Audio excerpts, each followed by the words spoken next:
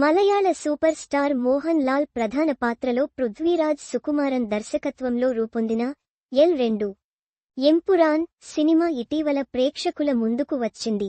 మొదటి part Lucifer భారీ విజయాన్ని సొంతం చేసుకున్న నేపథ్యంలో కాస్త ఆలస్యంగా ఎల్2 అంటూ సీక్వెల్ను తీసుకువచ్చారు. మొదటి పార్ట్తో పెద్దగా కనెక్షన్ లేకున్నా కొన్ని పాత్రలు కంటిన్యూ కావడంతో సినిమాకు మంచి స్పందన వచ్చింది. లూసిఫర్ చూసిన వారు ఖచ్చితంగా ఎల్2 సినిమాను ఎంజాయ్ చేస్తారు అనడంలో సందేహం లేదు. సినిమాకు పాజిటివ్ టాక్ రావడంతో మొదటి 2 రోజుల్లోనే ఏకంగా 100 కోట్ల రూపాయలు వసూళ్లను సొంతం చేసుకుంది. ఒకవైపు ఎల్2 సినిమా భారీ వసూళ్లు నమోదు చేస్తూ ఉంటే మరోవైపు సినిమాలో హిందువులను కించపరిచే విధంగా సన్నివేశాలు ఉన్నాయంటూ తీవ్రస్థాయిలో వ్యతిరేకత వస్తుంది. విలన్ను గుజరాత్కి చెందిన హిందూ ఉగ్రవాదిగా చూపించడంతో పాటు జాతీయ స్థాయిలో ముఖ్య నాయకుడిగా ఎదిగినట్లు చూపించడంతో హిందువుల మనోభావాలు దెబ్బతీసే విధంగా ఉన్నాయంటూ కొందరు తీవ్ర ఆగ్రహం వ్యక్తం చేస్తున్నారు.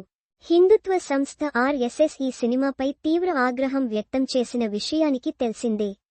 సినిమాలోని ఆ సన్నివేశాలను తొలగించాలని కొందరు డిమాండ్ చేస్తూ ఉంటే కొందరు సినిమాను బ్యాన్ చేయాలని డిమాండ్ చేస్తున్నారు. దర్శకుడు పృథ్వీరాజ్ సుకుమారన్ తీరుపై విమర్శలు చేస్తూ వ్యక్తిగత దాడులకు కూడా పాల్పడేందుకు ప్రయత్నాలు జరిగాయని టాక్. వివాదాలు ముదురుతున్న కొద్దీ సినిమాకు వసూళ్లు సైతం అదే స్థాయిలో నమోదు అవుతూ వచ్చాయి.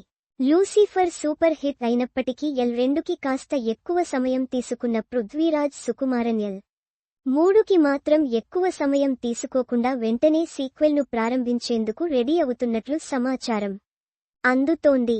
మలయాళ సినీ వర్గాల ద్వారా అందుతున్న సమాచారం ప్రకారం ఎల్3 సినిమాను వచ్చే ఏడాదిలోనే పట్టాలెక్కించే విధంగా పృథ్వీరాజ్ సుకుమారన్ ప్లాన్ చేస్తున్నాడని టాక్.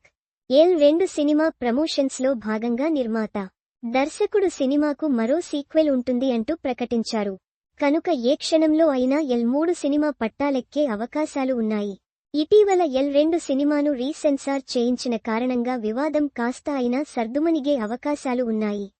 ముఖ్యంగా విలన్ పాత్ర పేరును మార్చడంతో పాటు చాలా డైలాగ్స్ను కట్ చేసి కొన్ని సీన్స్లో లోగోను మార్చడం, పాత్రలను కట్ చేయడం, కొన్ని సీన్స్లోని షాట్స్ను మొత్తంగా తొలగించడం వంటివి చేయడంతో వివాదానికి ఫుల్ స్టాప్ పెట్టినట్లు అయింది.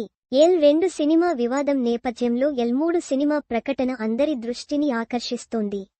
లూసిఫర్ను తెలుగులో చిరంజీవి రీమేక్ చేయగా ఎల్2ను డైరెక్ట్ తెలుగులో రిలీజ్ చేశారు. ఎల్3 సైతం రీమేక్ ఉండకుండా తెలుగులో డబ్ అయ్యే అవకాశాలు ఉన్నాయి.